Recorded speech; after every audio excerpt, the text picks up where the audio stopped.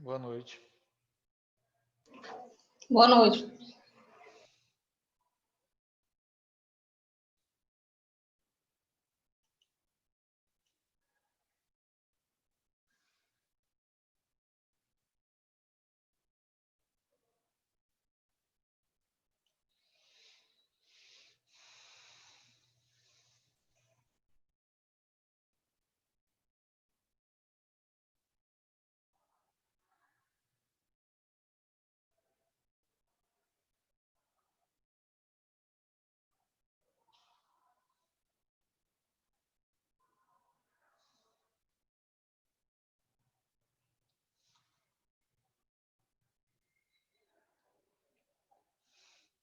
Deixa eu dar só mais um tempinho desse para ver se alguém entra, tá? Mais alguém.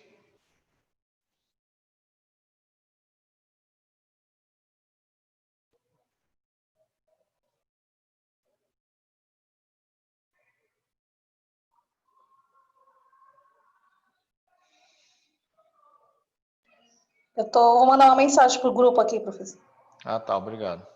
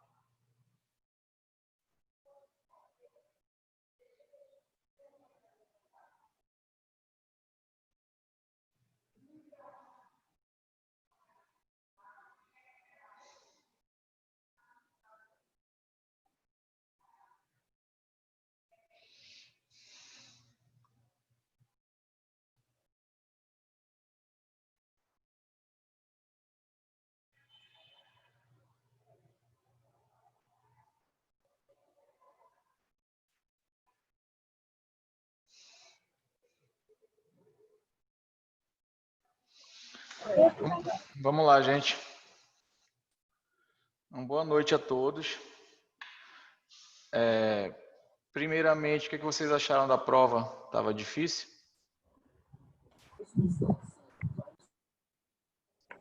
Não, tava boa.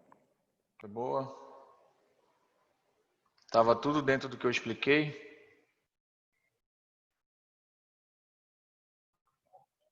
Boa noite, professor. Beleza. Boa noite.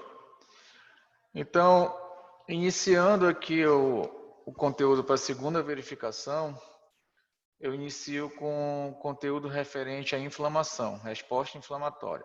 Tá? Quando eu falo em inflamação, é um mecanismo da resposta imune inata. Tá? Eu já até comentei isso com vocês, aquele exemplo que eu sempre dou de um recém-nascido. Se eu ferir a pele, se eu arranhar a pele desse recém-nascido, ali no local vai ter uma inflamação. Tá? Então, isso é uma resposta intrínseca que já nasce, isso é inato, é uma resposta imunológica inata. Tá? Assim como a resposta antiviral, também é um mecanismo da inata. Hoje a gente vai falar sobre inflamação. Vocês vão ver que eu vou falar novamente sobre inflamação com vocês no quarto semestre, em patologia. Eu também vou ser professor de vocês no quarto semestre. Então, a gente vai retomar esse conteúdo de inflamação, só que eu vou dar um enfoque mais, digamos, patológico e vou mergulhar mais, digamos, nesse conteúdo relativo à inflamação. Tá? Então, quando eu falo em inflamação, nós temos inflamação aguda e inflamação crônica. Tá? Então, iniciando com a inflamação aguda, a inflamação, ou também conhecida como flogose, deriva do latim inflammare e do grego flogos, que quer dizer pegar fogo, tá? Que é uma característica típica de uma reação inflamatória. Tá? Então, o tecido ali no local, no sítio inflamatório, no local onde está ocorrendo a inflamação, ele fica mais quente. Tá? E aqui colocando um conceito do que é inflamação, então a inflamação é uma reação dos tecidos a um agente agressor, caracterizada morfologicamente pela saída de líquidos. Esse líquido aqui é o plasma, tá? E células do sangue para o interstício. Interstício aqui, tecido, tá? Então, basicamente, de uma forma bem simples, bem resumida, o que é inflamação é o mecanismo da resposta imune inata em que ocorre saída dos vasos, tanto da parte líquida do sangue, que é o plasma, quanto das células que estão ali no sangue. Quais células? Leucócitos. Tá? A gente está na imunologia, né? Então, se a gente está na imunologia, a gente não pode esquecer, associar logo com as células da imunologia, os nossos leucócitos. Tá?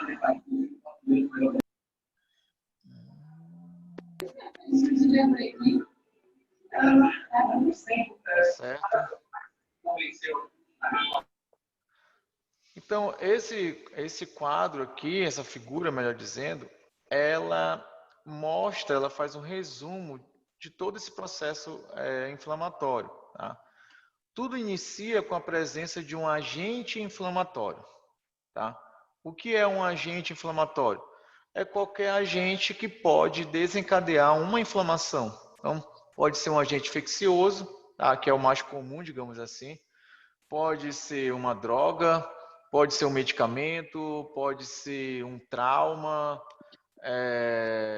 pode ser uma agressão física, como uma queimadura, uma agressão química, como um ácido que cai na pele, ou seja, são vários os estímulos. Tá? Isso a gente chama de agente inflamatório.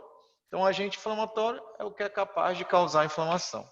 Bem, a partir desse momento em que nós temos a presença do agente inflamatório ali no tecido, nós vamos ocorre o estímulo para a formação dos fenômenos irritativos. O próprio nome já está dizendo, fenômenos irritativos. É que vai irritar, digamos assim, falando a grosso modo, vai irritar o teu sistema imune, tá? Então ele vai ficar ele vai o quê? Vai reagir à presença do agente inflamatório, tá? Baseado nisso, na presença no estímulo para os fenômenos irritativos, alguém desliga aí, por favor, o áudio que está saindo aqui, por favor. Obrigado. Então, a partir do momento em que nós temos o agente inflamatório, nós vamos desencadear os fenômenos irritativos. Esses fenômenos irritativos são caracterizados pela liberação de mediadores. São os mediadores químicos pró-inflamatórios. Tá? Então, são citocinas, por exemplo, citocinas pró-inflamatórias. São moléculas do sistema imunológico que, quando são liberadas ali no tecido, elas vão desencadear a inflamação. Tá?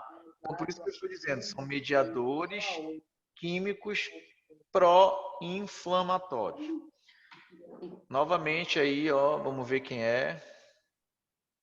Alguém está com áudio aberto aí, tá? E está captando aqui. Por favor, desligue, deixa eu ver aqui se eu consigo.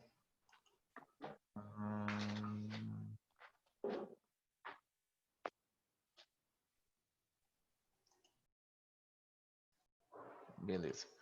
Então, vamos lá. Então, esses mediadores químicos pró-inflamatórios, tá? Eles vão desencadear ali no tecido algumas alterações, tá?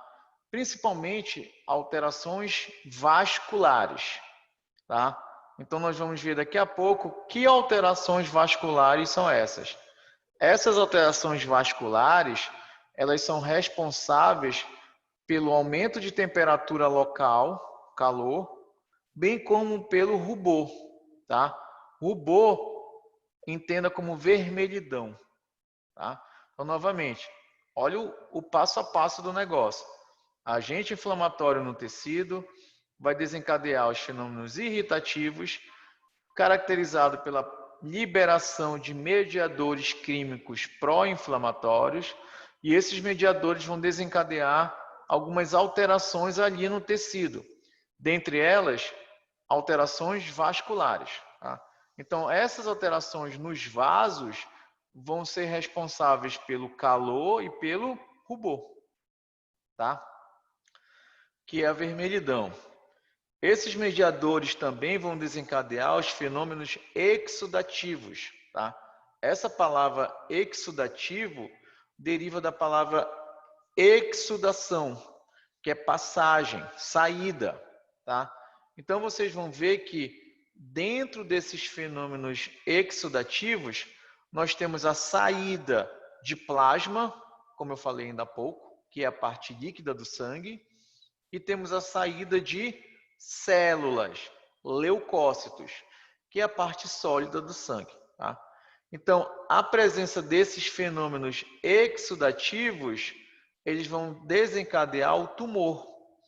Essa palavra tumor, vocês podem observar em livros, em literaturas, como inchaço ou como edema. Então, tumor, inchaço, edema, mesma coisa. Tá? E esses mesmos mediadores químicos pró-inflamatórios, eles vão desencadear a dor, característica de uma inflamação. Então, vejam, aqui nós temos os 4 sinais cardinais típicos de uma resposta inflamatória. Qual é? Aumento de temperatura local, que é o calor, o rubor, que é a vermelhidão, a dor e o tumor, que também é conhecido como edema ou inchaço. Tá? Esses mesmos mediadores, eles vão iniciar o que nós chamamos de fenômenos resolutivos. Tá? Como o próprio nome está dizendo, é a resolução da reação inflamatória. Resolução do processo inflamatório. Tá? Então, nós vamos observar a cura, tá? E regeneração tecidual. Tá certo? Ou fenômenos reparativos caracterizados pela cura por cicatrização. Tá? Então, gravem isso. Se tem inflamação, tem dano tecidual, tem destruição tecidual. Qual o objetivo da inflamação? Aqui, ó, neutralizar ou destruir o agente inflamatório. Uma vez que esse agente inflamatório foi neutralizado ou destruído, iniciam agora os mecanismos de reparo. Tá? Então, o tecido ele vai ou regenerar ou cicatrizar. O que vai depender de um ou outro? O dano, a extensão do dano, o tipo de agente inflamatório, o tipo de tecido que sofreu a inflamação. Tá? Então, esses fatores vão dizer se o tecido vai regenerar, ou seja, volta ao normal, ou se ele vai cicatrizar, forma uma cicatriz. Tá? E beleza. Agora, se esse agente inflamatório, ele não for nem destruído, nem neutralizado, nós vamos migrar de uma inflamação aguda, há poucos dias, por exemplo, para uma inflamação crônica, que nós já temos aí semanas, meses, anos. Tá? Então, na inflamação crônica, ocorre persistência do agente inflamatório no tecido. Então, na inflamação aguda, esse agente ele é destruído ou neutralizado. Na crônica, ele persiste. Então, o raciocínio é óbvio. Se tem agente inflamatório, temos fenômenos irritativos, temos a liberação de mediadores pró-inflamatórios, temos inflamação. Tá? Sacaram?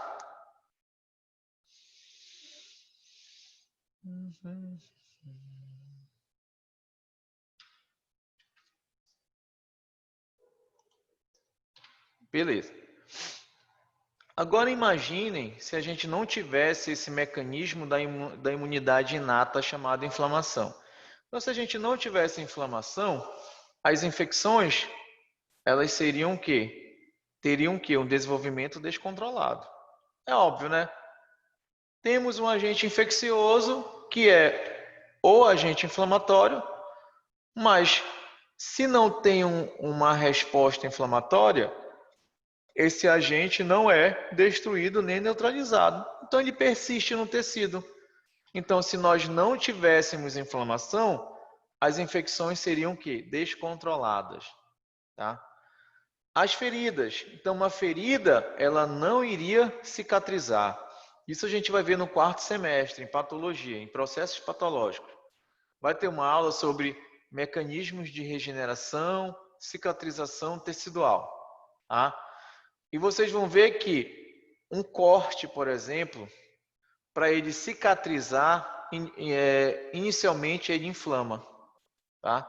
Então, estão conectados, cicatrização e inflamação. Então, se não tivesse inflamação, não haveria cicatrização. Tá? E a destruição dos órgãos seria o quê? Permanente. Como a gente observa em algumas inflamações crônicas. Tá? Numa inflamação crônica, como o agente ele persiste no tecido durante um longo tempo, enquanto ele persiste no tecido, está ocorrendo ali dano tecidual, dano ao órgão. Tá? Então, isso é uma mensagem que eu quero que fique na cabeça de vocês. Inflamação é uma resposta benéfica? É, lógico.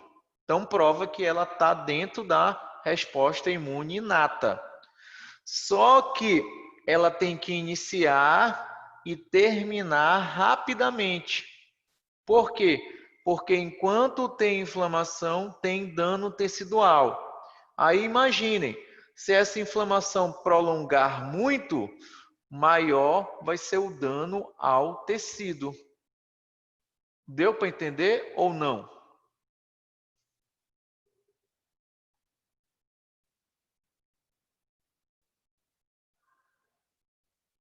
Sim, professor. Beleza. E a inflamação aguda? Quais são as características da inflamação aguda? Tá. Então, ela inicia rapidamente. Então, por exemplo, eu me cortei. Um espinho entrou na minha pele, tá? Ou sofri um trauma. Tá? Em todas essas condições aí, o mecanismo de inflamação ele é rápido. Rapidamente ele inicia. Tá? Então, se a gente, por exemplo, se espeta com um espinho, a gente observa que em poucos minutos ali já começa a ficar com uma dor, uma certa vermelhidão, é isso? Um inchaço, tá? Isso é inflamação. Então, ela inicia rapidamente, segundos ou minutos. Entretanto, a sua duração é curta, tá? Alguns minutos, horas ou poucos dias.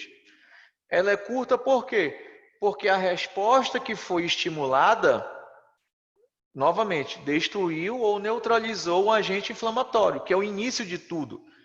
Então, o raciocínio é bem lógico. Se não tem mais o agente inflamatório, não tem mais estímulo para inflamação. Então, a inflamação finaliza. A duração é curta. Tá? Ocorre exudação de fluidos e proteínas plasmáticas. Exudação, como eu falei ainda há pouco para vocês, é a saída, passagem. Então, é a saída, olha só, saída de fluidos. Esse fluido ele é rico em proteína, que são as proteínas do plasma. esse fluido vai acumular fora dos vasos, tá? Então imagine um cano que fura, a água sai, tá? Esse cano, o vaso, por esse furo, que vocês vão ver daqui a pouco o que é, o plasma sai, rico em proteína. Esse plasma acumula fora do vaso, ele acumula no tecido, formando um inchaço, o edema, tá? E vai ocorrer também migração de leucócitos. É óbvio, é aquilo que eu sempre falo, a imunologia, ela na verdade, se eu puder resumir de uma forma muito simples mesmo, é uma eterna briga entre os nossos leucócitos e algum estímulo agressor, tá? Então, na inflamação, justamente é isso, é deslocar para o sítio inflamatório um grande exército celular. Que células são essas? Leucócitos, tá? Então, ocorre uma grande migração de leucócitos para o sítio inflamatório. Novamente, sítio inflamatório é o local onde iniciou a inflamação, tá? Então, seguindo a cronologia aqui, seguindo essa cronologia, fenômenos irritativos, tá? Então, os fenômenos irritativos aqui, iniciando com eles, esses fenômenos irritativos, eles são caracterizados pela liberação de pumps e dumps. Vocês já sabem o que é isso, né? Padrão molecular associado ao patógeno, então é uma molécula do patógeno, e os dumps, padrão molecular associado ao dano. Os dumps estão dentro das nossas células, tá? São moléculas das nossas células, só que estão lá dentro. Quando ocorre a reação inflamatória, o que eu disse para vocês? Que ocorre dano celular, né? Como ocorre dano celular, ocorre destruição de células, melhor dizendo, esses dumps, eles saem e são moléculas que vão sinalizar para o nosso sistema imunológico que está ocorrendo dano tecidual. Por isso que é dump, padrão molecular associado ao dano, tá? Então, tanto os pumps quanto os dumps serão ligados a receptores celulares específicos. Vocês também sabem que receptores são esses, tá? São os RRPs, receptores de reconhecimento de padrão. Então, isso aqui não é novidade, tá? Então, os pumps, os dumps serão liberados e reconhecidos por esses receptores, receptores de reconhecimento de padrão. Aí eu pergunto, onde esses receptores estão? Onde esses receptores estão? Esses RRPs.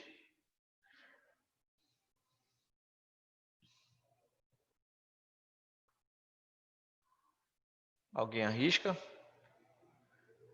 Então, esses RRPs, eles estão nas células da resposta imune inata, ou seja, macrófagos, neutrófilos, células dendríticas, tá?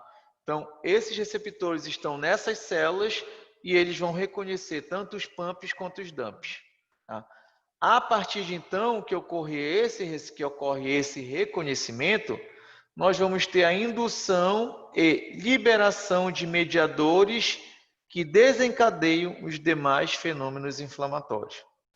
Resumindo, que mediadores são esses? Os mediadores químicos pró-inflamatórios, né?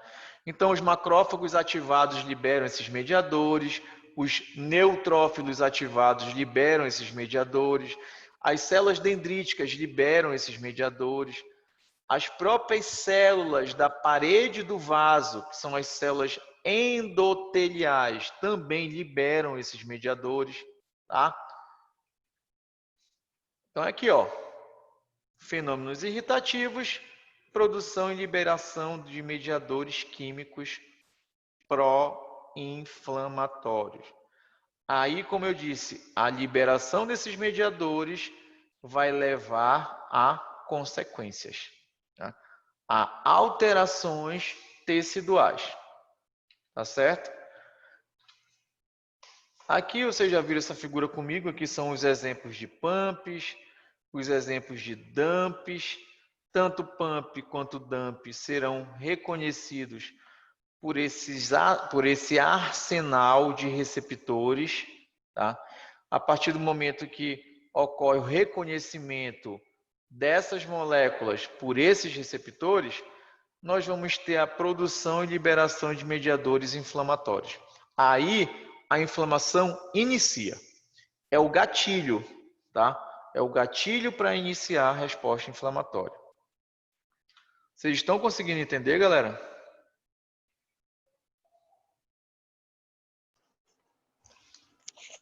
Sim, professor. Beleza.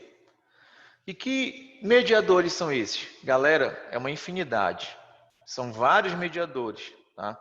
Não dá para decorar todos, alguns a gente fixa na cabeça, outros não. Vocês vão ver que são várias células produzem, tá? E as funções também são diversas, tá? Então, por exemplo, alguns que são bem famosos. Por exemplo, histamina.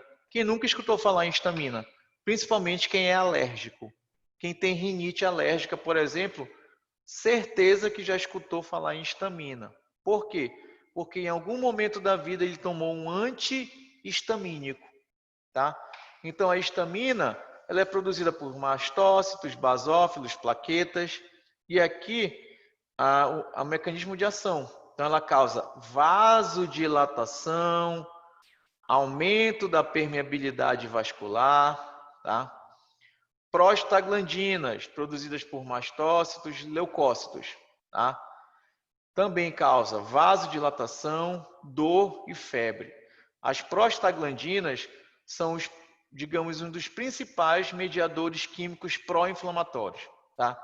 Alguns anti-inflamatórios, alguns medicamentos anti-inflamatórios, eles focam justamente aí, na inibição da produção de prostaglandinas.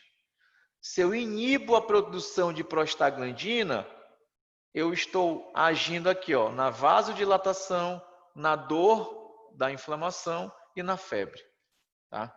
Então, isso aqui é um mecanismo de alguns medicamentos anti-inflamatórios. Leucotrienos, tá? Mastócitos, leucócitos, aumento da permeabilidade vascular, tá? Então, veja, como eu disse, são vários os mediadores, várias células produzem com ações diferentes, algumas vezes ações iguais, tá? Aqui, ó, citocinas. Duas citocinas pró-inflamatórias super importantes, TNF e interleucina 1, produzidas por macrófagos, células endoteliais, como eu disse ainda há pouco, são as células que compõem a parede dos nossos vasos, tá? E mastócitos, tá? Então, TNF e interleucina 1 são citocinas super importantes no mecanismo de reação inflamatória. Vocês vão ver mais para o final que essas mesmas citocinas, elas são benéficas porque desencadeiam a inflamação. Mas vai chegar um certo momento em que elas já vão causar mais dano do que benefício, tá? Então, novamente, aqui são os mediadores, as células que produzem e as suas funções, tá? Destacando aqui, por exemplo, ó, as prostaglandinas. Vocês já sabem que elas causam vasodilatação, né? Elas causam dor e elas causam também febre, tá? Assim como a interleucina 1, interleucina 6, TNF, causam febre, tá certo? Enfatizando isso, aqui, ó.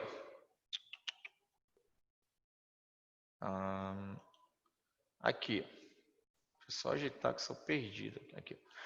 Aqui é só para situar vocês um exemplo bem bacana do mecanismo de ação de um medicamento anti-inflamatório.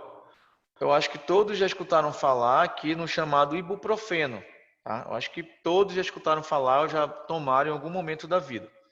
O ibuprofeno, a indicação dele para febre, dores leves e moderadas, associadas a gripes, resfriados e por aí vai, tá?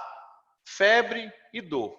Voltando, aqui ó, febre, prostaglandinas, dor, prostaglandinas, tá?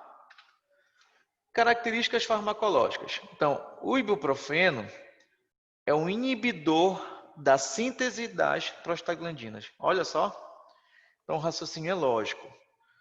Se eu tenho um medicamento que inibe a produção de prostaglandinas, eu estou inibindo a dor causada por uma resposta inflamatória e eu estou também tratando a febre que aparece numa resposta inflamatória.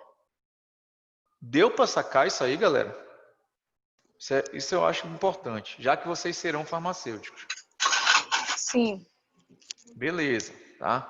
Então é só para enfatizar que esses mediadores, quando eles são produzidos e liberados, eles que desencadeiam a resposta inflamatória, eles que vão modificar ali o tecido, montando o cenário de uma inflamação.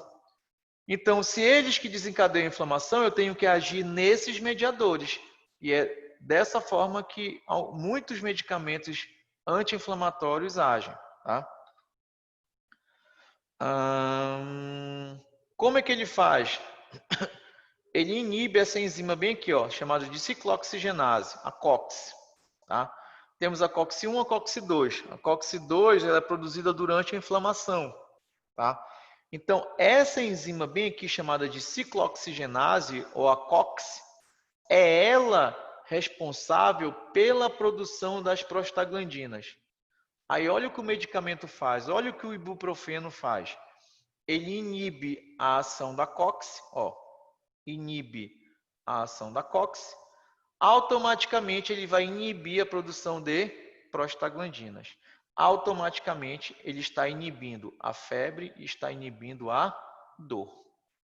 Tá? Continuando, ó, eu vou voltar aqui. Ó. Então eu falei sobre os fenômenos irritativos. Tá? Agora nós vamos para cá, para os fenômenos vasculares. Beleza, professor. Que alterações vasculares são essas? Que alterações no tecido durante a inflamação que vão desencadear o aumento de temperatura local e a vermelhidão local. Tá? São esses fenômenos aqui. Ó. Aqui, ó. Alterações no calibre vascular. Tá? Quando eu falo alterações no calibre vascular, galera, entendam como vasodilatação. Tá? Durante a inflamação ocorre vasodilatação ali no local. Tá? Aí olha o raciocínio, ó, escuta que eu vou perguntar para vocês. Se o vaso dilata, o que vocês acham? Vai chegar mais sangue no local ou menos sangue no local? Hein? Quero escutar agora.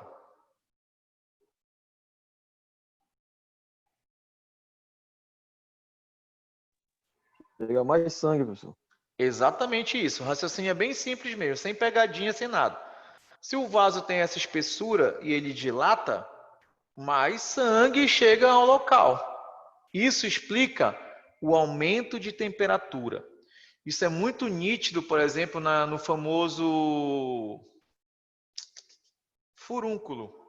Tá? Acho que todo mundo conhece alguém que já teve ou já teve.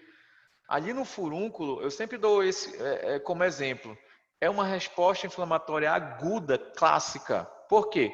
Incha, dói pra caramba, fica vermelho, muito vermelho o local.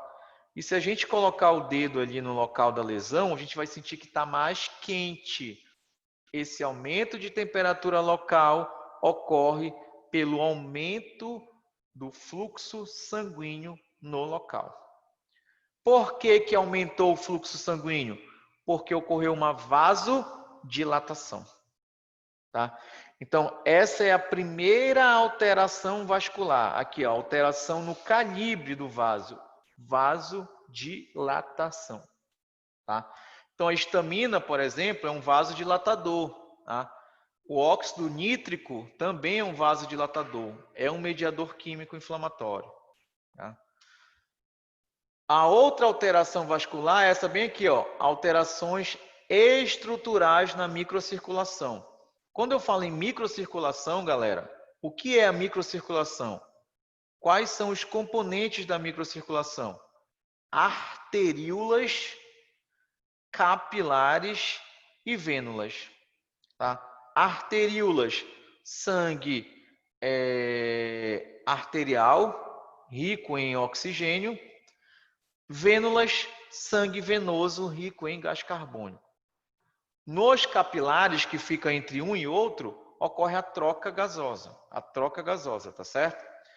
Que alterações estruturais são essas? Lá vai. Aumento da permeabilidade vascular. Galera, então os nossos vasos, no local da inflamação, eles ficam mais permeáveis à saída. Saída do quê? Que eu já falei para vocês. Plasma, que é a parte líquida, e células, leucócitos, né? Então, vejam, essas são as duas alterações vasculares. Vasodilatação, que vai levar ao aumento de temperatura local e a vermelhidão, eu não falei, mas a vermelhidão também, né? Se aumenta o fluxo sanguíneo no local, o tecido vai ficar o que mais? Vermelho, tá? Então, escutem bem isso. A vasodilatação evidenciada durante a inflamação explica o calor, aumento de temperatura, e o rubor, a vermelhidão, tá? E aqui, o aumento da permeabilidade vascular explica o tumor, o edema, o inchaço, que a gente observa na inflamação. Então, imaginem, novamente, falando a grosso modo, mas é para ficar melhor o entendimento de vocês. Um cano, água passando nesse cano, e eu furo esse cano. Essa água vai sair do cano, vai extravasar e vai acumular fora. A mesma coisa, ou algo muito semelhante, acontece com os nossos vasos durante a inflamação. Então, por aumentar a permeabilidade do vaso, sai plasma, sai leucócito. Esse plasma acumula no tecido, fora do vaso, e o tecido começa a inchar, a crescer. Tá certo? Então, vejam, eu falei aí de 3 sinais típicos da inflamação. Tá? Aqui está mostrando justamente essas diferenças, tá? Então, aqui a gente está vendo a arteríola, tá? Então, chega pela arteríola sangue rico em oxigênio. Esse oxigênio fica aqui no tecido, tá? E sai pela vênula um sangue rico em gás carbônico, tá? Os capilares são vasos bem menos calibrosos, tá? E são esses capilares responsáveis pela oxigenação do tecido, dos nossos tecidos, tá? Beleza, aqui a gente está vendo uma microcirculação normal, tá? Fora, veja que fora dos vasos, nós temos alguns leucócitos, tá? Que no caso são macrófagos, ó, macrófagos e linfócitos. É normal isso. São sentinelas que estão ali só monitorando o que entra no tecido, tá? Então eles já saíram dos vasos e estão ali no tecido monitorando. É um normal, tá? Vemos aqui a matriz extracelular rica em colágeno, tá? Rica em fibras de colágeno. Isso aqui é o normal, tá? Agora vamos observar aqui a microcirculação, como ela fica durante uma inflamação. Vejam nitidamente que aqui a gente tem o quê? Vasodilatação, tá? Então, ocorre dilatação tanto das arteríolas quanto das vênulas, tá? Vejam que fora do vaso, a gente observa um número maior de leucócitos. Por quê? Porque esses leucócitos, eles foram recrutados, tá? Eles estavam nos vasos e saíram dos vasos. Por que eles saíram? Devido ao aumento da permeabilidade vascular. Tá? Isso a gente vê bem aqui, ó. Então, a gente está vendo aqui um neutrófilo, tá? Que estava no vaso e ele está passando pela parede do vaso, até que ele vai ficar no tecido. E aqui essas setas estão mostrando o quê? A saída de plasma, tá? Então, ó, extravasamento de proteínas plasmáticas. Como eu disse, esse plasma vai acumular aqui no tecido. Isso vai levar ao edema. Tá certo? Então, a vasodilatação e aumento do fluxo sanguíneo explica a vermelhidão, rubor, também conhecido como eritema. E explica também o calor. Já o extravasamento de plasma rico em proteína explica o edema. Tá? E óbvio que nós vamos ter migração também de leucócitos. É aquilo que eu sempre falo, é o deslocamento de leucócitos, que são os nossos soldados, o nosso exército, até o sítio inflamatório, o local de início da inflamação. Deu para entender aí essas alterações vasculares, galera? Então veja que eu estou indo por parte. Agente inflamatório, mediadores químicos pró-inflamatórios, fenômenos irritativos, alterações vasculares. Tá certo? Positivo ou negativo? Preciso do feedback.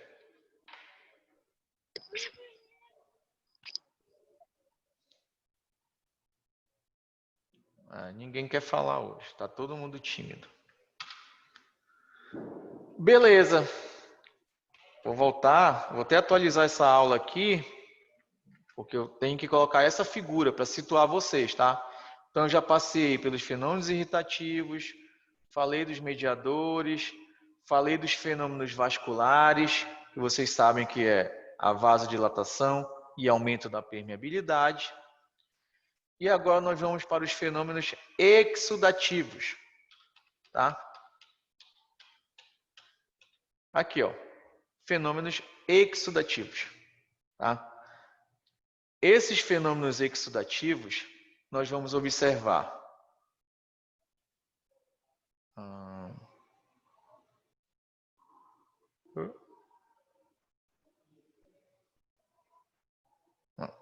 voltando. Então, esses fenômenos exudativos, nós vamos observar a saída de células, que vocês já sabem que são os nossos leucócitos, tá? E quando eu falo de inflamação aguda, qual é o principal leucócito que comparece ali na inflamação aguda? Os neutrófilos, tá? Então, esses neutrófilos, eles irão sair dos vasos devido ao aumento da permeabilidade vascular e eles vão infiltrar no tecido, galera. Olha a palavra, escutem a palavra que eu utilizei, infiltrar. Então, nós vamos observar a presença de um infiltrado leucocitário. É exatamente isso. Essas células começam a migrar pelo tecido, se infiltrar pelo tecido. A presença dessas células em grande quantidade no tecido, isso mostra para a gente que está tendo uma inflamação, tá? A presença de células inflamatórias. Professor, Oi, diga. daí que se forma o rubor no local, pela presença desse sangue? Exatamente, ó. O rubor aqui, ó, vasodilatação, tá? Dilata o vaso, aumenta o fluxo sanguíneo local. Se aumenta o fluxo no local, o tecido vai ficar mais quente e mais vermelho, que é o rubor. Tá certo? Ok, na questão da coloração tá ok, mas por que fica quente? Porque acúmulo de sangue. Tá? Lembra que o acúmulo de sangue ele vai levar a um aumento de temperatura ali no local. Eu não sei se tu já sentiu isso quando tu fica com vergonha, por exemplo, sente vergonha de alguma coisa. A gente fica vermelho, né? E a gente sente esquentar o rosto. Por que isso? Porque ocorreu um acúmulo de sangue aqui no teu rosto, na tua face. Tá? Então, onde tem acúmulo de sangue, tu vai observar um aumento da temperatura ali no local. Tu até vê isso, ó, outro exemplo para ficar ainda melhor. Se tu coletar um sangue e tu tocar no frasco, tu vai ver que ele está quente, está levemente quente. Tá? Então, a temperatura do próprio sangue vai levar a esse aumento de temperatura local. Deu para sacar?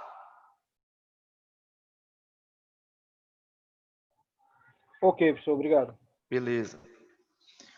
Então, continuando aqui, ó, esses fenômenos exudativos são caracterizados pela saída de células, que vocês sabem que são os leucócitos, que vai formar o infiltrado leucocitário, tá? E pela saída de plasma. Esse acúmulo de plasma que vai levar ao edema, ao inchaço, tá? Então, essa palavra exudação deriva da palavra exudare, que quer dizer passar através de. Passar através do quê? Da parede do vaso. Gravem isso. Imaginem na cabeça de vocês aí a célula passando pela parede do vaso e o plasma passando por essa parede também, tá? Isso aqui é na real, galera. Olha só. Vocês conseguem entender essa figura? Pergunto para vocês, tem algum vaso nessa figura aí? Tem algum vaso nessa figura?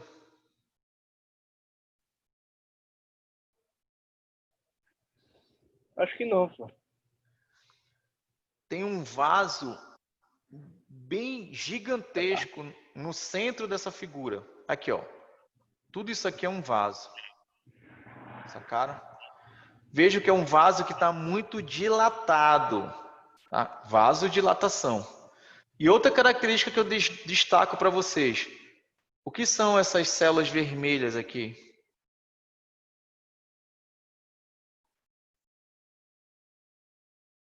São hemácias. Foi aquilo que eu disse para vocês aqui, ó, numa foto, digamos. Dilata o vaso, chega mais sangue e acumula no tecido. É o que a gente está vendo aqui, ó, nessa foto. A gente está vendo um vaso dilatado e a gente está vendo um acúmulo de sangue aqui no vaso, tá certo? E vejo que nós temos alguns leucócitos nesse vaso, né? Ó, isso aqui, essas células mais escuras são leucócitos. Vejo que nós temos alguns leucócitos centralizados, né? E vejo que nós temos alguns leucócitos, olha só, aderidos à parede do vaso. A natureza é muito sábia, tá? Então ocorre um deslocamento de leucócitos para a parede do vaso. Para quê? Para que esses leucócitos passem por essa parede.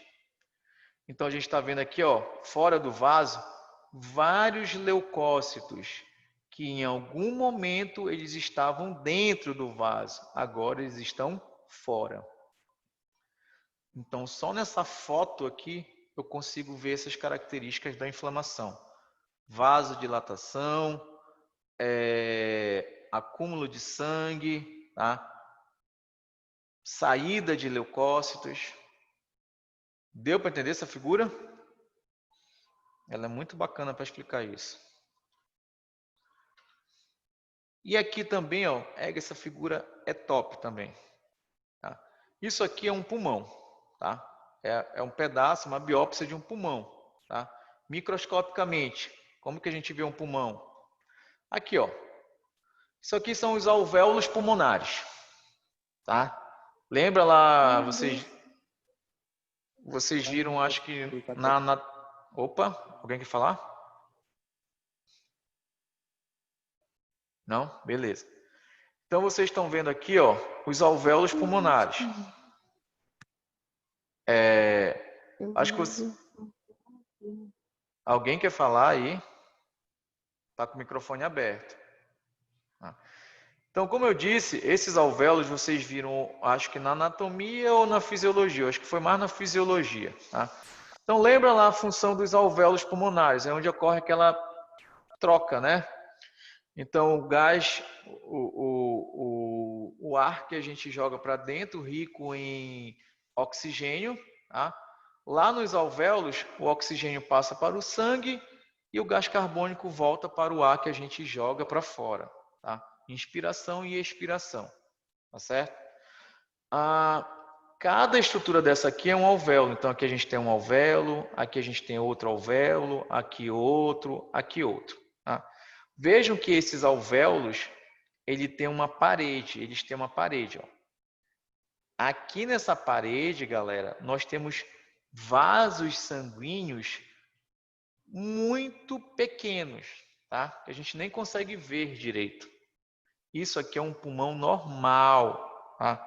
Então, ó, pulmão normal, vasos sanguíneos delgados, ou seja, finos, tá? Nos alvéolos pulmonares, sem células. Então, a gente não vê aqui, ó, no interior dos alvéolos, a presença de células. Agora, vamos para o quadro B. Olha só o que a gente observa no quadro B.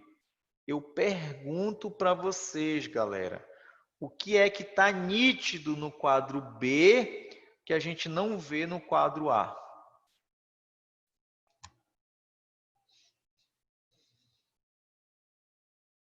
Está muito nítido.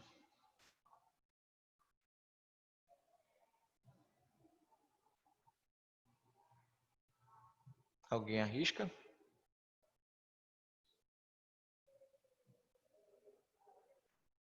Vocês estão extremamente tímidos. Ou então não estão entendendo nada. Aqui, ó, mas vamos lá entender. Opa, alguém quer falar? Não, que foi a pergunta que está muito barulho aqui.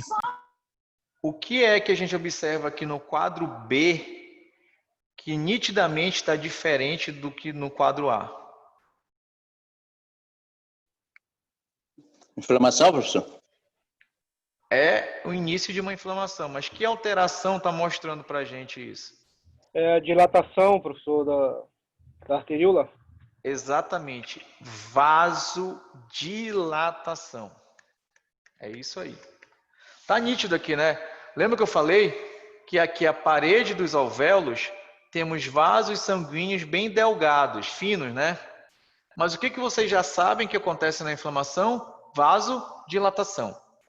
Aumentou o vaso, o calibre do vaso, chega mais sangue e esse sangue acumula, né?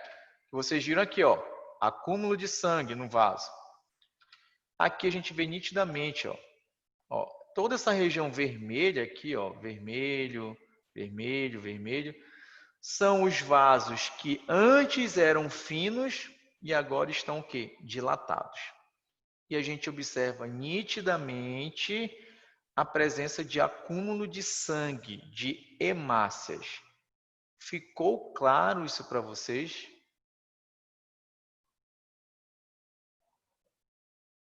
Ok. Ok, professor. Isso aqui vocês estão vendo a foto do passo a passo de uma resposta inflamatória lá no pulmão. Eu não sei dizer para vocês se isso é uma bronquite, o que é? Se é uma pneumonia, tá? Mas é uma inflamação lá no pulmão, tá certo? Que a gente observa, por exemplo, agora na COVID, tá? Uma intensa inflamação lá no pulmão. Tá? Olha no quadro C. O que, galera, o que diferente tem aqui no quadro C que a gente não observa no B e nem no A?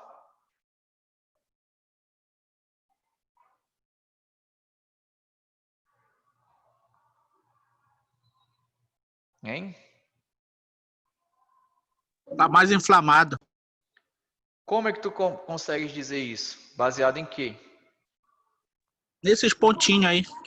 Esses pontinhos, você vai saber agora o que eles são. Aí você não vai mais falar pontinhos, você vai falar células inflamatórias, tá?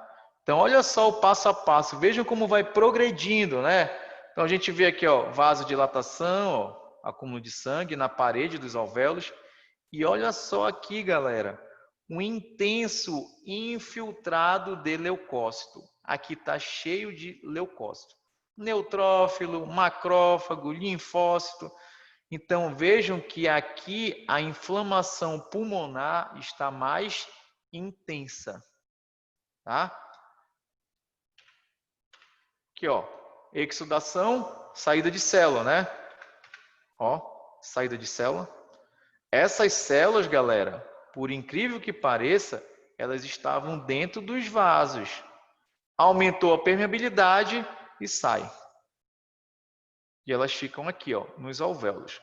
Então, imaginem esse indivíduo aqui, por exemplo, a dificuldade para respirar, já que os alvéolos estão preenchidos por células inflamatórias, tá?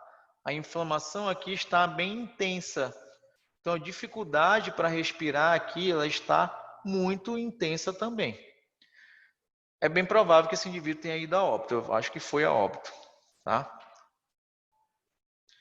Aqui está mostrando, ó, esse passo a passo. Então, o que a gente está vendo aqui, ó? Um vaso, tá? Então, a gente está vendo aqui um vaso. Vejam aqui a parede do vaso. A parede do vaso, vocês aprenderam lá na histologia, primeiro semestre, que ela é conhecida, ela é chamada de endotélio, né? Então, isso aqui é um epitélio pavimentoso simples, tá? Então, vejam essas células pavimentosas. Essas células pavimentosas são chamadas de células endoteliais. Então, o que a gente está vendo? A gente está vendo aqui um leucócito. Veja que esse leucócito, conforme o sangue vai passando, esse leucócito fica mais ou menos no centro do fluxo sanguíneo. Mas, durante a inflamação, esse leucócito vai ser deslocado para a margem do vaso. Esse processo de deslocamento para a margem do vaso, a gente chama de marginação leucocitária. Então, quando o leucócito vai para a margem desse vaso. E a partir do momento que esse leucócito bate aqui na parede do vaso, nós vamos observar algumas interações químicas entre o leucócito e a parede do vaso, tá? Então, inicialmente, esse leucócito vai estabelecer uma ligação fraca, tá? Devido a essa ligação ser fraca, conforme o sangue vai passando, o leucócito vai o quê? Girando pela parede do vaso. Isso a gente chama de rolamento leucocitário, tá?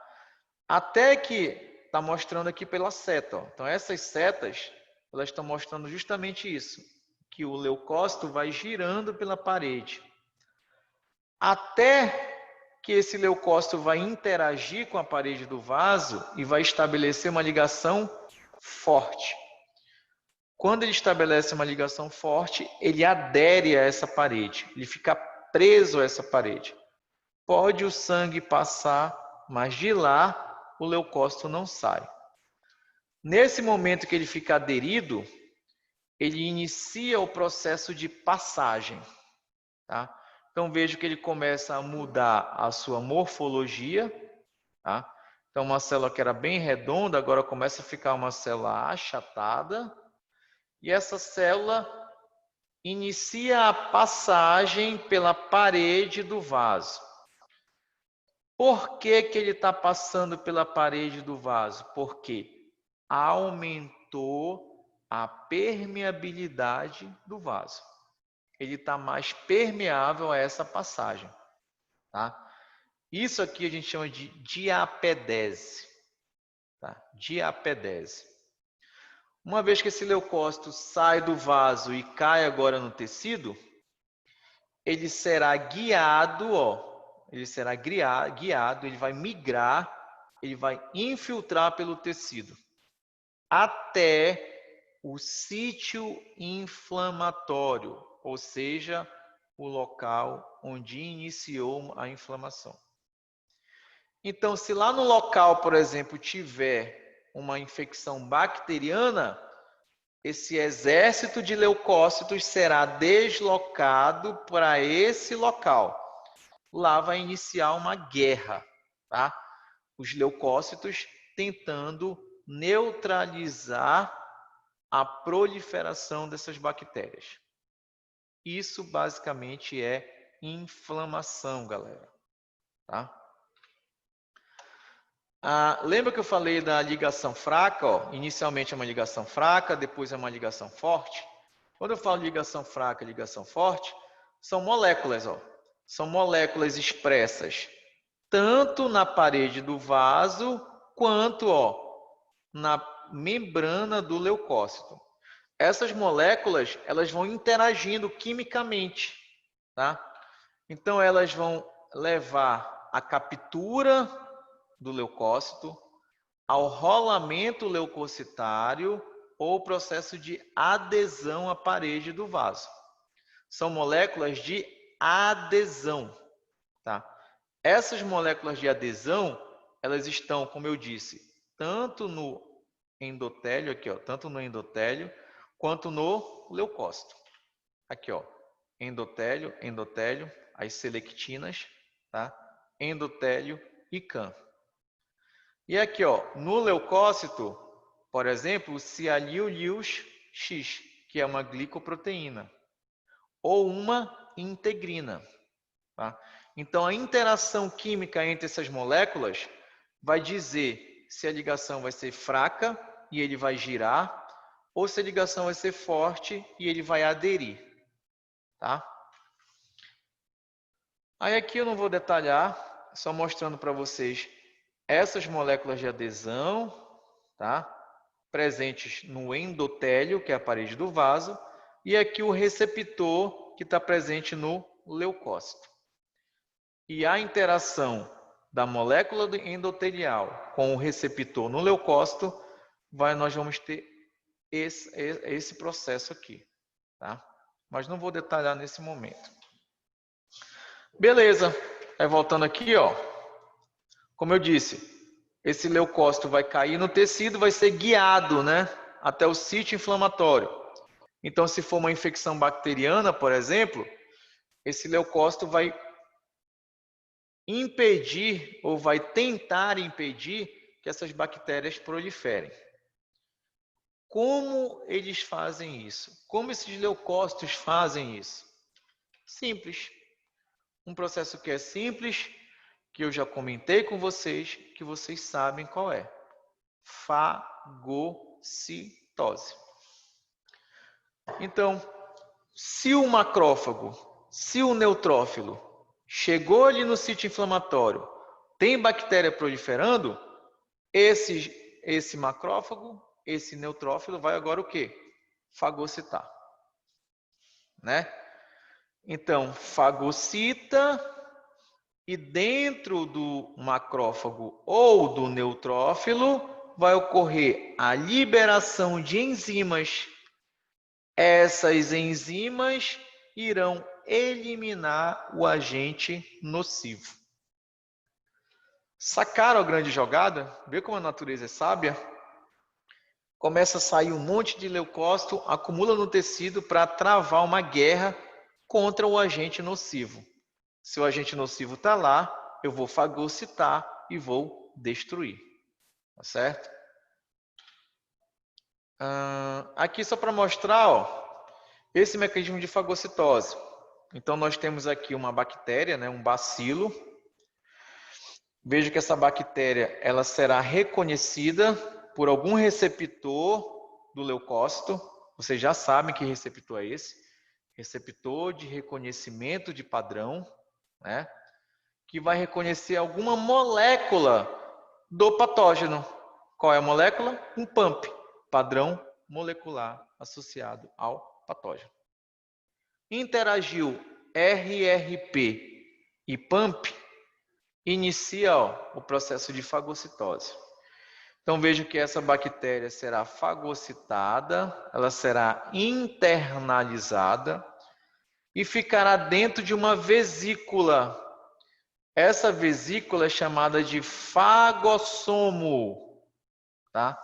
Então, essa vesícula é chamada de fagossomo.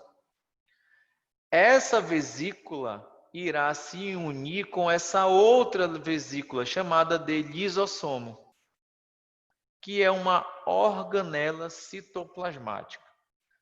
A união do fagossomo com o lisossomo nós chamamos de fagolisossomo. Dentro do fagolisossomo, que a bactéria, no caso aqui, será o quê? Destruída. Isso é fagocitose. Lembra que aqui, lisossomo. O que nós temos dentro dos lisossomos? Enzimas digestivas.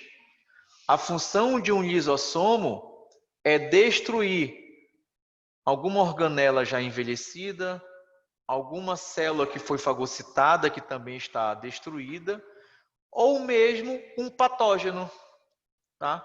Então, essas enzimas aqui do lisossomo, elas serão despejadas aqui, em cima da bactéria. E essas enzimas irão degradar com essa bactéria, levando à sua morte. Tá? Então, quando eu falo em inflamação, essa inflamação pode ser causada por alguma infecção, tá? Um agente infeccioso, ou mesmo uma lesão tecidual. Vocês já sabem que inflamação é do sistema imune inato, né? É uma resposta inata. E quando eu penso em inflamação, galera, eu tenho que pensar nessas 3 citocinas aqui, Essas duas eu já até falei anteriormente. TNF, interleucina 1 e interleucina 6. Galera, essas 3 citocinas são citocinas pró-inflamatórias. Ou seja, quando essas citocinas são produzidas e liberadas ali no tecido, vai desencadear todo esse processo que eu descrevi para vocês. Tá certo? Ou seja, inflamação. Mas lembra, essas citocinas eu até comentei ainda há pouco, mais no início da aula, que essas citocinas, elas são benéficas. Por que elas são benéficas? Porque elas são pró-inflamatórias. Então, se tem um agente inflamatório, essas citocinas serão produzidas e vão iniciar com a inflamação. Mas o que eu disse para vocês? Que enquanto tiver inflamação, tem dano tecidual, né? Por isso que a inflamação não pode prolongar muito. Entretanto, essas mesmas citocinas podem causar alguns danos ao tecido, tá? Então, só mostrando aqui, inflamação local. O que ocorre localmente por essas citocinas? Então, aqui, TNF e interleucina 1 são responsáveis pelo aumento da permeabilidade vascular, aqui, aumento da permeabilidade, certo? Esse TNF e essa interleucina 1 são responsáveis também, pela atração de leucócitos para o sítio inflamatório. Então, essas citocinas, elas atraem também leucócitos para o local da inflamação. Tá? Então, vejam que elas são benéficas. Tá? Elas coordenam ali alguns efeitos observados durante a inflamação. Agora, efeitos protetores sistêmicos. O que essas citocinas irão desencadear durante a inflamação de forma sistêmica, que vai proteger o nosso organismo? Aqui, ó, a febre, tá? Essas citocinas, elas vão lá no hipotálamo, que é o nosso termostato natural, tá?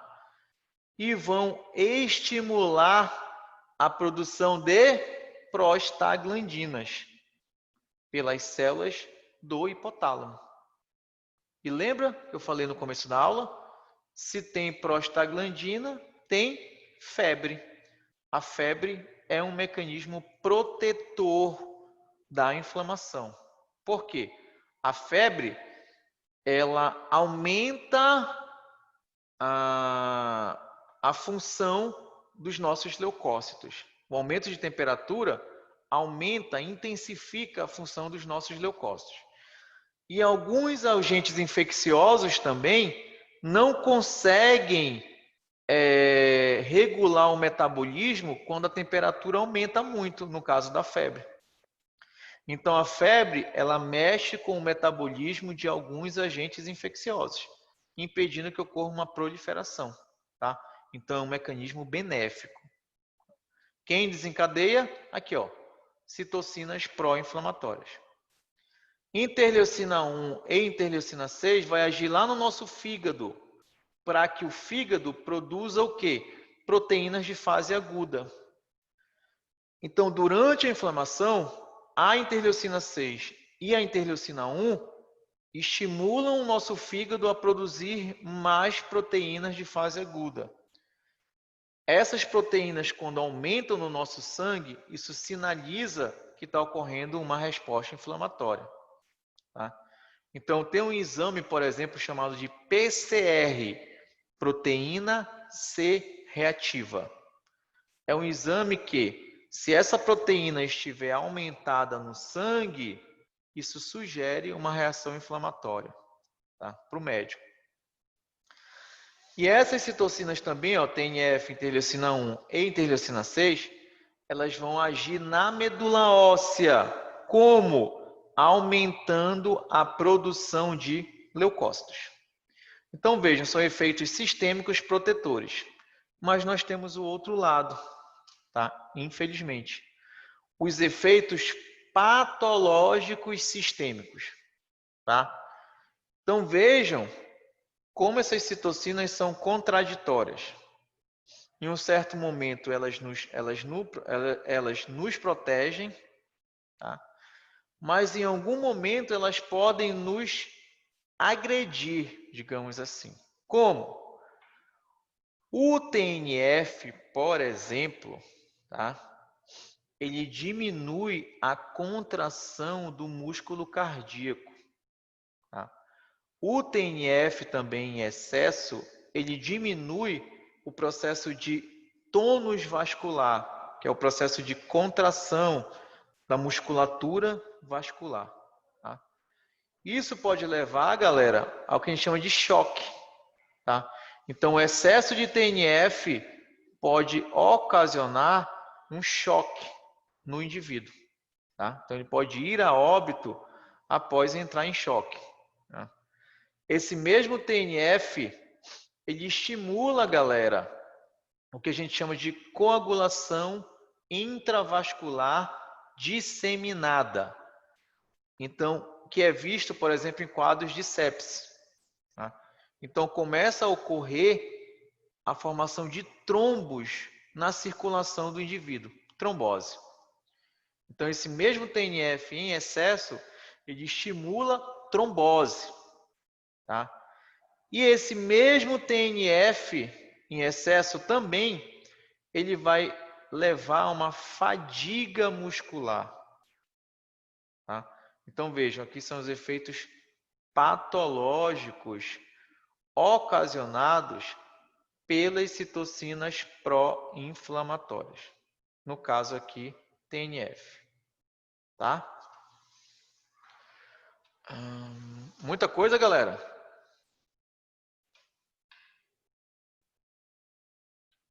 Muita coisa. É. Estão conseguindo assimilar a maior parte, digamos assim? Um pouco. Beleza. É compreensível, tá? Tá safo. Então, vocês já sabem que a inflamação tem um início, né? Por que tem um início? Porque tem um agente inflamatório. E todo o desenrolar da inflamação visa o quê? Neutralizar ou destruir esse agente inflamatório, tá? Quando ocorre destruição ou neutralização desse agente inflamatório, o tecido começa a restaurar a sua forma e sua função normal. Isso é que a gente chama de resolução completa, tá? Então, na resolução completa, o tecido restitui a sua integridade anatômica e funcional. Ele volta a ser anatomicamente e fisiologicamente o que ele era, o normal, tá? Então, ocorre restauração da normalidade no local da inflamação aguda, uma vez que o estímulo nocivo foi neutralizado ou eliminado. É lógico. Se não tem mais agente inflamatório, não tem mais estímulo para ocorrer inflamação. E inicia agora o quê? Vamos ajeitar a casa, tá? O que estava bagunçado, ou seja, o dano que foi causado ao tecido, esse dano será o quê? Consertado. Mas, dependendo do dano causado pela inflamação, dependendo do tempo de inflamação e dependendo do agente que estimulou essa inflamação, tá? O tecido é incapaz de voltar ao que ele era normalmente. Aí nós vamos observar o quê? A formação de uma cicatriz. Então, eu me cortei, sei lá, levei um tiro, uma facada, cortei com um vidro, tá? Levei um soco na cara, cortei, tá? Ali vai formar uma cicatriz. Inflama? Inflama. Inflamou, cicatrizou, tá? Então, houve uma destruição tecidual considerável, tá? O dano foi muito extenso. Esse dano foi tão extenso que o tecido foi incapaz de regenerar, tá? Aí ele vai lançar a mão de outro mecanismo. Qual é? A cicatrização, que é a formação de uma cicatriz. A cicatriz, o que é uma cicatriz? Nada mais é do que um remendo no tecido formado por fibras de colágeno, tá? Então, ali naquele remendo, o tecido perde a sua forma normal e ele perde a sua função normal, tá? Ou essa inflamação que era aguda, ela persiste, progride meses ou semanas, meses, anos. Então vejam, a inflamação que era aguda, agora ela se torna o quê? Crônica, tá? E a cronificação da inflamação, ela ocorre por quê? É simples, é bem simples. A resposta perpetua, a resposta inflamatória cronifica porque o agente não foi nem destruído, nem neutralizado. Ele persiste ali no tecido durante muito tempo. Então, se ele está ali no tecido, a resposta inflamatória também persiste, tá? Isso é observado, por exemplo, na tuberculose, tá? Então, respostas na tuberculose. Não vou detalhar isso aqui, em outro contexto eu vou detalhar no quarto semestre. E para finalizar a aula, inflamação crônica. Qual o conceito de inflamação crônica? É uma inflamação prolongada, tá? Semanas ou meses, tá certo? Na qual a inflamação ela é ativa, é lógico, né? A inflamação está ali, ela não terminou, tá? Então ela é ativa, ela está ativa, tá? Então a inflamação é ativa, está ativa, ocorre destruição tissular, esse tissular de tecido. Então, vocês também já sabem disso. Se tem inflamação, se ela está ativa, está ocorrendo destruição tecidual. Tá?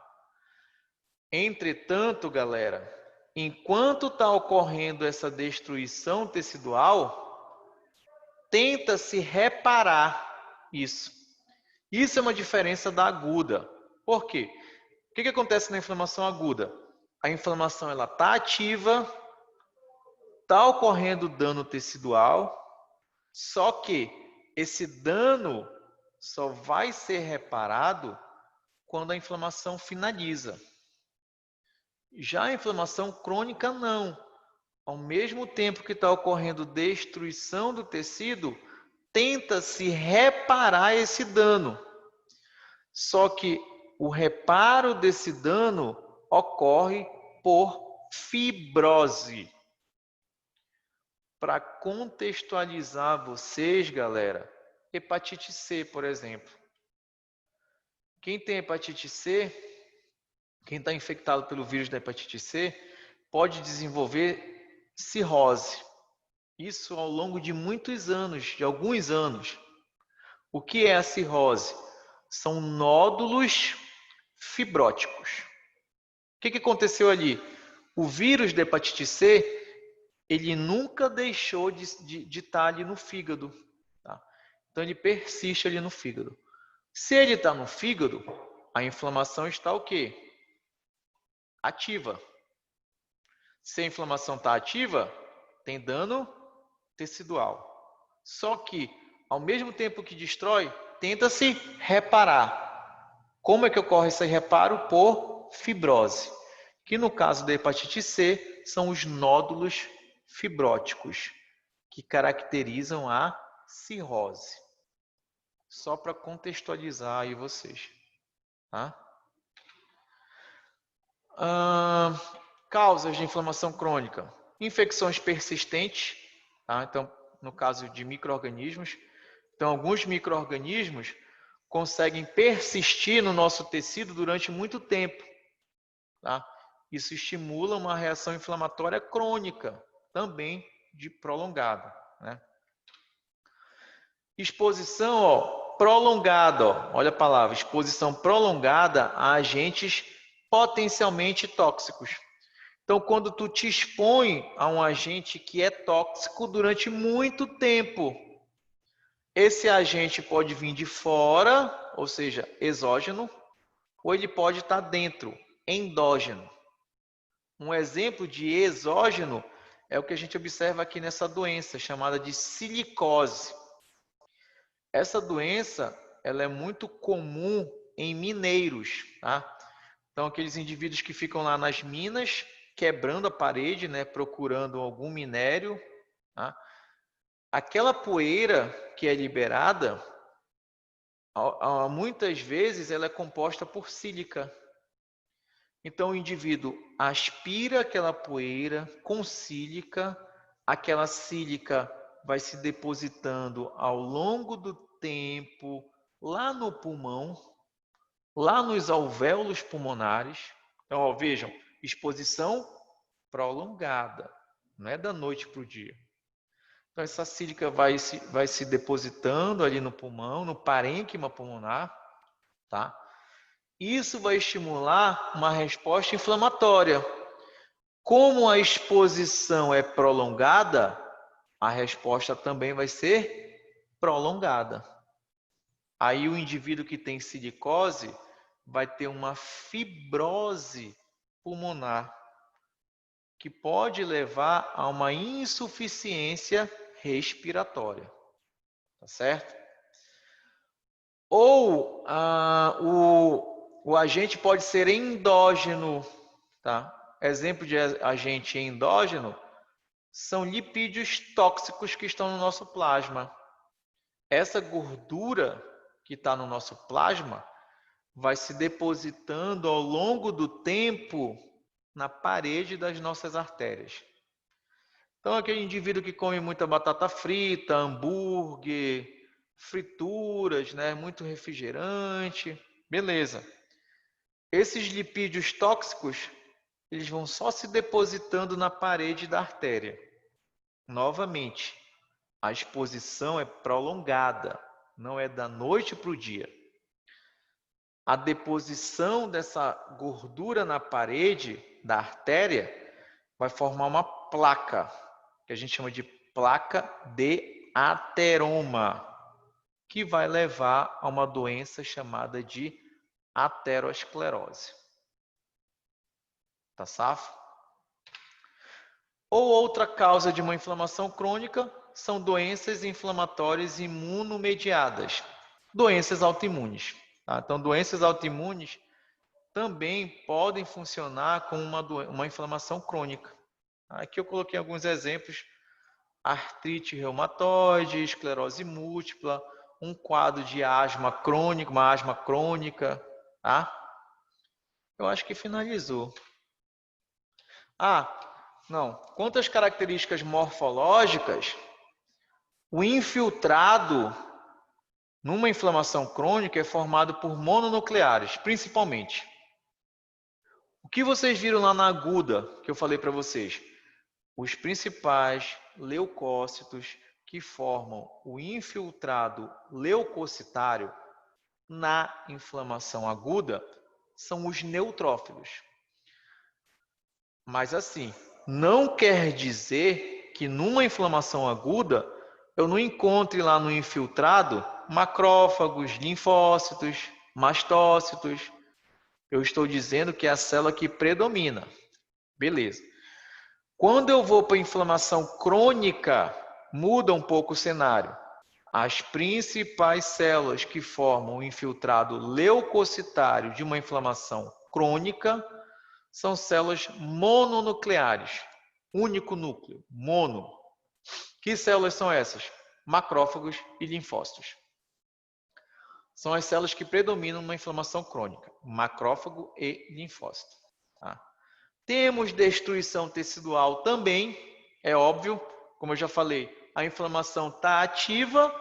Se a inflamação está ativa, o dano no tecido também ocorre. Então, esse dano ele é persistente, óbvio. E como eu disse para vocês, ao mesmo tempo que causa o dano, tenta-se reparar esse dano. Só que o reparo é por fibrose. E fibrose, como o próprio nome já está dizendo, é a deposição de fibras de colágeno. Então, na fibrose, o tecido perde a sua função. Tá? Então, por isso que lá no caso da cirrose hepática, dependendo do dano cirrótico, do dano da cirrose, da área de cirrose no fígado, o indivíduo pode ter que transplantar, não tem mais jeito, só o transplante. Tá? E finalmente acabou. E aí, galera? Bacana a inflamação, né? Dou maior valor nessa aula. O que vocês acham? Ai, professor, imagina isso, dar uma viagem nessa aula que a gente fica toda. Mas não dá para aprender isso. Sim, é aquilo que eu falei. Revejam essa aula, foquem lá onde vocês não entenderam, tá? Dê uma lida em outros materiais e lembre que vai ter revisão também, né? Lembra aquela revisãozinha marota que vocês viram para a primeira verificação, que é direcionada já para a prova, tá? Ok. Beleza? Ok. Beleza. Ok. Flamengo, 9h30. Beleza. Coitado. Obrigado. Boa Obrigado pela presença, galera. Boa noite. noite. Boa noite. Boa noite. Boa noite.